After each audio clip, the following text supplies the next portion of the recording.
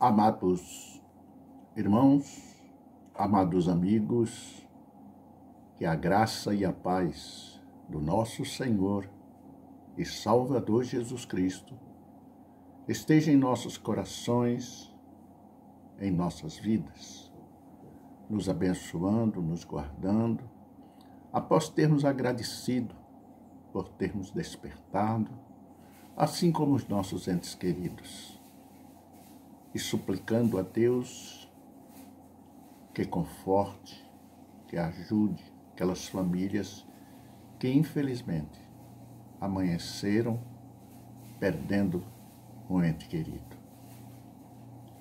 Suplicando que Ele extermine com esta enfermidade tão má que assola o mundo, em nome de Jesus. Amém. Hoje nós iremos continuar com o nosso estudo sobre o dom de línguas, né? Chamam de batismo, que não é batismo, é um dom de Deus. Dou graças ao meu Deus, porque falo mais língua do que vós todos. Todavia, eu antes quero falar na língua 5 palavras, na minha própria inteligência, ou na minha própria língua, para que possa também instruir os outros, do que 10.000 palavras em línguas desconhecidas. O apóstolo Paulo, né? Orientando em 1 Coríntios, capítulo 14, praticamente todo o capítulo 14 de 1 Coríntios nos orienta sobre os dons. Sobre os dons, não sobre o batismo, porque nós somos batizados no Espírito Santo quando nós cumprimos o batismo das águas, instituído por João, assim como Jesus foi batizado. Quando Jesus foi batizado no Espírito nas águas, ele recebeu de Deus o Espírito Santo, após ter sido emergido, ter sido afundado. Quando ele submergiu, ou melhor, quando ele emergiu, ele submergiu e ele emergiu. Quando ele emergiu, o Espírito de Deus desceu como uma pomba e o abençoou e o revestiu do seu poder, do poder do Espírito Santo, que nos nossos dias habita naquele que segue os passos do Senhor Jesus. A regra é direta. Em todas as igrejas deveria seguir essas normas que Paulo nos dá. Uma mensagem tão linda e de repente o camarada começa a falar em línguas. Muitos ficam confusos, inseguros, porque da incerteza da veracidade daquela mensagem tão linda, tão convencedora. Acho que mas isso chama gente, isso acrescenta, porque o inimigo de Deus pode penetrar na igreja pela incapacidade dos seus dirigentes, dos seus diretores, dos pastores responsáveis. Portanto, meu irmão, se alguém falar em línguas desconhecidas, faça isso por 2, ou quanto muitos 3. E por sua vez, haja intérprete. As palavras do homem que orientou como se deve usar, ou se deixar usar pelo Espírito Santo de Deus. Tem que ser no máximo 3. Ficar aquela algazarra, aquela confusão, que há um desequilíbrio emocional e, consequentemente, poderá até haver mental. Portanto, é preciso seguir as normas ditas e orientadas por Deus nas cartas, principalmente nessas cartas de Paulo, que ele dá total orientação e demonstração de como é o procedimento. Mas, se não houver intérprete, esteja calado na igreja, não fale. e fale consigo mesmo e com Deus, para a edificação da própria pessoa. Quando para a edificação da igreja, fala-se numa altura que não envolva o emocional, só o espiritual, porque tudo ele vai recomendar no futuro, nós iremos ler aqui, com decência e ordem. Onde há indecência, onde há desordem, é nos outros lugares. Vocês podem observar. É tanto que muitos dizem, eu não sou dessas denominações, porque parece verdadeiro sessão espírita. E nem todas as sessões espíritas têm essa algazarra, esse desrespeito à ordem e decência. Em 1 Coríntios 14, 27 e 28, nos diz assim, dom para profetizar, para pregar as boas novas da salvação e não para gloriar-se de si mesmo perante os outros na igreja. E quando acontece isso? Fala em língua, porque se não falar, não tem cargos na igreja, porque se não falar, ainda não é. Mas existe o dom de pregação, existe o dom de evangelização, existe o dom de vida. Eu conheci um senhor, alguns anos atrás, ele já idoso, virgem. Eu só lembro daqueles 144 virgens que virão, não é, para pregar o evangelho após a grande tribulação, ou durante a tribulação. Eles virão pregar, 144 mil virgens das tribos de Israel virão pregar o evangelho justamente com quem? Com Enoque e Elias, que não morreram e irão morrer esquartejados. Então, irmãos, nós temos que conhecer, para seguir o líder, que realmente seja um íntegro. Pregue um evangelho santo, um evangelho puro, e não um evangelho que o inimigo de Deus possa estar naquele meio. Não digo que não esteja, Deus, porque tem muitos ali salvos. Tem muitos que estão ali que gostam daquele oba-oba, aquele movimento carnal. Mas o espiritual não existe. Em 2 Coríntios 12, 4 diz, mesmo que este versículo esteja falando de alguma língua angelical, o que não parece ser, também fica óbvio que o homem está proibido de falar palavras nesta tal língua, pois ao homem não é lícito falar. Está vendo aí, meu irmão? Então as pessoas vão na onda. Conheço muitos caras que eram espíritas da baixa magia, que hoje são convertidos, são crentes, são bons, lindos, maravilhosos pregadores. E esses homens, a primeira coisa que eles fazem é jogar o seu idioma em uma língua que ninguém sabe o que é, ninguém sabe para onde vai, nem de onde vem. Porque os próprios líderes não têm a noção de mandar calar aquele que não é verdadeiro. E se nós não temos condições de não identificar, o melhor é como a Bíblia diz, é não falar, é calar. Ficar quietinho no seu lugar. E não proibir o homem dos cargos na igreja, porque todos nós queremos trabalhar para Deus. Só que pela vaidade humana, nem sempre nós aguardamos, esperamos a oportunidade que Deus vai nos dar para que aquilo que nós gostaríamos de estar fazendo, sem inveja, sem querer derrubar o outro, vai chegar, porque Deus vai te dar a oportunidade. Em Romanos 8, 26 diz, este versículo não fala diretamente de uma língua, mas de intenções do Espírito em nós. Portanto, esses gemidos não são nossos, mas do Espírito.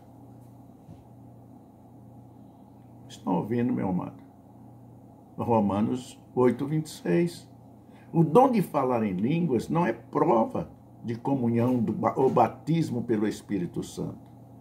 Pois na Bíblia há vários relatos de pessoas que receberam o Espírito Santo e não falaram em línguas. E por quê? Porque nestas situações não é necessário. O necessário é a vida. E a vida o cara não tem. A gente vê que é uma vida suja.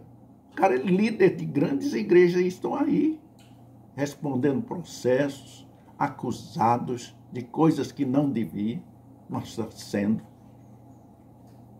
E o adágio popular diz que onde há fogo, onde há fumaça, há fogo. Então é preciso que nós vejamos com mais carinho para que o evangelho volte a ser aquele evangelho primitivo, aquele evangelho verdadeiro pregado pelos apóstolos. Pregado pelos apóstolos. Tanto essas igrejas como os católicos, os padres, ontem mesmo eu fiquei decepcionado mais uma vez com um padre. Eu vou até que eu não gravo o nome deles, porque às vezes eu gostaria de conversar, apesar de ser um analfabeto, ser um leigo, mas eu gostaria de conversar com aquele padre. Eu procuro, porque tem uns que a gente pode mandar as mensagens, eu já mandei para alguns. Eles nem me responderam, não responderam. Porque realmente eu me baseio na Bíblia Católica e mando para eles. E às vezes é por aqui, os irmãos já ouviram. E este eu já estou preparando para responder novamente. É quase o mesmo assunto deles, é esse. Eles leem uma coisa, mas explicam outra. Eles parecem que não têm sabedoria, não têm entendimento, não têm discernimento. Eles só têm destruição espiritual para as pessoas. Assim mesmo são estes que aceitam este pseudo batismo com o Espírito Santo, enganoso, mentiroso e satânico dentro dos templos. Não estou dizendo geralmente. Estou falando naqueles enganadores que estão na igreja, profetizando e desmoralizando, fazendo desacreditar o evangelho da palavra de Deus, que é profético. Há as profecias. Existem as profecias. Embora na sua maioria esteja na Bíblia. O profeta pode antecipar ou dar mais ou menos, não definir, porque o próprio Jesus não soube definir as profecias. Ele disse que só Deus sabia. Quando o profeta dá a data, hora, pode rasgar aquele cara do seu contato, porque ele não é profeta, é um enganador. Aconteceu agora. Uma mulher que disse que ia escurecer o mundo, o outro que agora no dia 7, às 9h15, iria morrer muita gente no mundo e aqui no Brasil. E graças a Deus, profecias enganosas, mentirosas. Então, meus irmãos, é preciso conhecer para não viver assustado, preocupado. Tem gente que fica sem poder dormir. Sem poder dormir. Leia o capítulo 14 do livro de 1 Coríntios. Leia 2 Coríntios. E aí você vai ter uma noção. Realmente existem outros versículos, né? Em outros livros. Lucas, por exemplo. Lucas, capítulo 1, versículo 15. Porque será grande diante do Senhor, e não beberá vinho, nem bebida forte, e será cheio do Espírito Santo, já desde o ventre da sua mãe. Quem foi esse? Que certamente nós não vemos, não ouvimos, mas ele falou em línguas. Quem foi esse que dentro do próprio ventre da mãe falou? Lembro do encontro de Maria, mãe de Jesus, com Isabel, esposa de Zacarias? Os dois pularam de alegria, falando um com o outro. Era o Espírito Santo revelando a santidade, a pureza, a honestidade doutrinária daquelas duas bênçãos de Deus. Isso sim, mas não como estão fazendo aí. Estão denegrindo o Evangelho de Deus. Estão destruindo a fé de muitos. Em Lucas, capítulo 1, versículo 35, e respondendo o anjo, disse-lhe: descerá sobre ti o Espírito Santo, e a virtude do Altíssimo te cobrirá com a tua sombra, pelo que também o santo, que de ti há de nascer, será chamado Filho de Jesus. Filho de Deus, Jesus Cristo. Tanto em Mateus como em Lucas, declaram espiritualmente e explicitamente e inconfundivelmente que Jesus nasceu de uma virgem. Você já notou que a Bíblia não deixa dúvida? A Bíblia não engana, a Bíblia é verdadeira. Agora falta você ler. Você católico, eu baseio na Bíblia católica.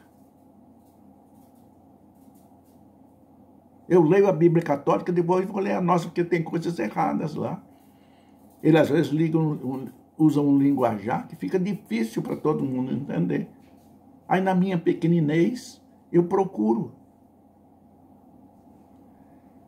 Às vezes até no dicionário aqui da internet, eu não tenho dicionário, e procuro na internet para ser claro, objetivo, dentro da palavra de Deus.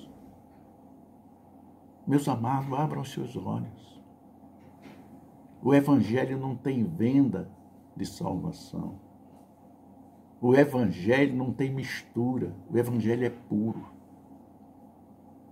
O Evangelho não se mistura com o catolicismo, nem com o espiritismo, nem com nenhuma outra religião. O Evangelho é único, soberano sobre todas as coisas, é estreito e espinhoso que leva à salvação.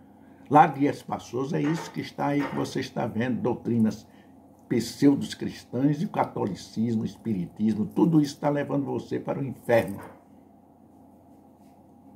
Leia a Bíblia, que rege todas as doutrinas, todas as religiões no mundo, porque todas as outras religiões nasceram dela, nasceram no poder da palavra, e ele nos avisou e nos preparou para que nós nos salvaguardássemos de seguirmos estes caminhos tortuosos que levam à perdição. É textos.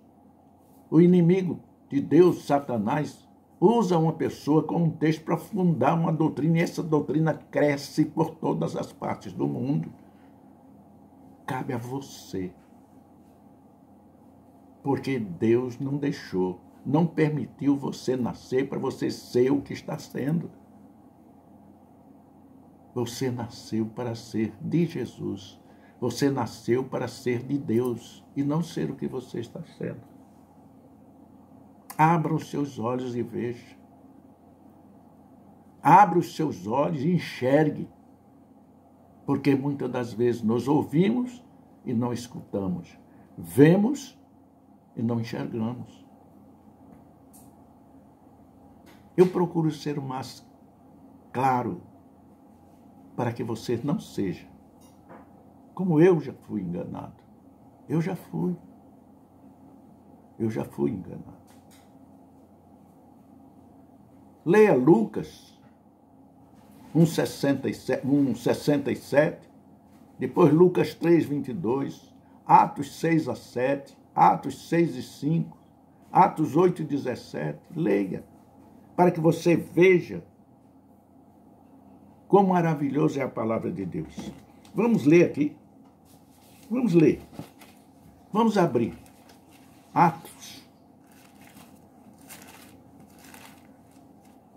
Atos 1,67.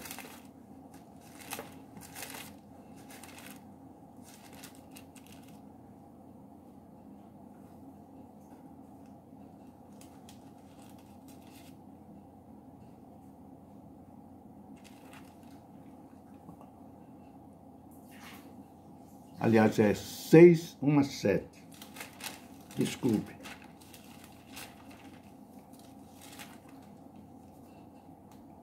Ora, naqueles dias, crescendo uma murmuração. Ora, naqueles dias, o número de discípulos, houve uma murmuração dos gregos contra os hebreus, porque as suas viúvas eram desprezadas no ministério cotidiano. E os 12, convocando a multidão dos discípulos, disseram: não é razoável que nós deixemos a palavra de Deus e sirvamos as mesas. Por quê? Porque era grande o número de mulheres viúvas. A orientação do Espírito Santo de Deus. É Deus querendo organizar a sua igreja. Criaram, com isso, os diáconos. Vamos continuar até 7, como nos manda. Escolhei, pois, irmãos, dentre vós, 7 varões de boa reputação, cheios do Espírito Santo e de sabedoria, aos quais constituímos sobre este importante negócio, importante função, responsabilidade, cargo de diáconos, para ajudar na mesa de servir a ceia, para ajudar na organização, na desordem na igreja. Os diáconos têm que estar à frente e não sentados no banco, olhando um para o outro. Se uma pessoa está conversando no templo, na hora da mensagem, chega lá e pede, por favor, pelo amor de Deus, que preste atenção à mensagem. Se não estiver gostando, não chegue a este ponto. Mas que respeite o culto, de pedir para sair, se não se comportar dentro do culto. Ninguém é obrigado à igreja, ninguém é obrigado a aceitar Jesus. Mas todos nós somos obrigados a respeitar a doutrina dos outros. Mas também ninguém tem o direito de proibir que eles ou nós preguemos e vivamos o nosso evangelho. A nossa doutrina é livre. Nós vivemos num país livre, no entanto, nos foi proibido há algum tempo aí, rasgando a Constituição brasileira, por falta de conhecimento, até da própria Constituição, que é crime não se cumprir, é crime, e foi respeitada. No versículo 4 ele diz: mas nós perseveraremos na oração e no ministério da palavra. E este parecer contentou a toda a multidão, e elegeram Estevão, homem cheio de fé e do Espírito Santo, e Filipe, e Procópio, Prócoro, e Nicanor, e Timão, e Parmenas, e Nicolau, prosélito de Antioquia, e os apresentaram ante os apóstolos, e estes, orando, lhes impuseram as mãos, e crescia a palavra de Deus, e em Jerusalém se multiplicava muito o número dos discípulos, e grande parte dos sacerdotes obedecia à fé. Porque sem fé uma igreja não cresce. Sem um corpo de oração, a igreja não cresce, fica marcando passo. É obrigação sua, mulher, é obrigação sua, homem, da oração. Não é preciso estar no templo, onde quer que você esteja, orar sem cessar.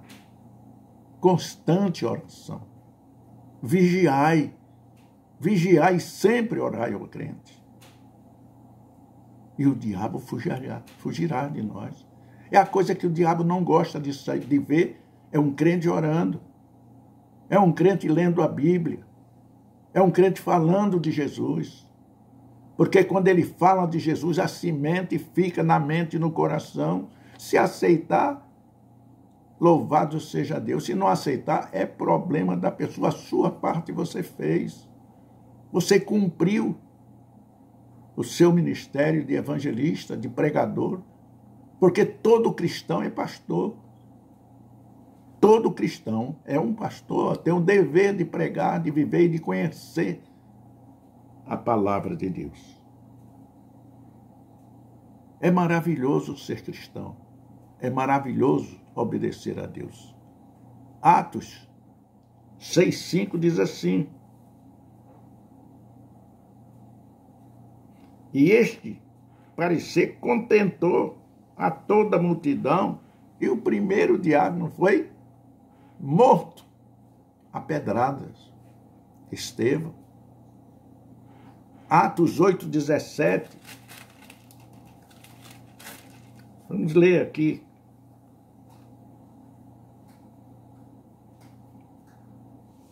Então lhes impuseram as mãos e receberam o Espírito Santo de Deus sem manifestação. Receberam o Espírito Santo de Deus. Assim mesmo no batismo. Porque naquela época dificilmente eles batizavam. O batismo veio ser realmente obedecido depois que Jesus foi batizado. Eles foram batizados no deserto. Meus amados, procure ler a Bíblia. Procure ir à escola dominical. A igreja que realmente leem a Bíblia e pregam dentro da Bíblia. E se você conhecer, você pode repreender ao professor da escola. Não, está errado. Está errado, não é assim. Vá para a igreja católica quando falar no catecismo. Está errado, não é assim. Mostre lá a eles, Êxodo capítulo 24 e 5. Não faças imagem nem escultura do que tem em cima, no céu. Nem te ajoelhes, nem adores, nem o ponhas acima da tua cabeça, porque não tem valor nenhum. Está lá na Bíblia católica. Já falei em outras mensagens para vocês.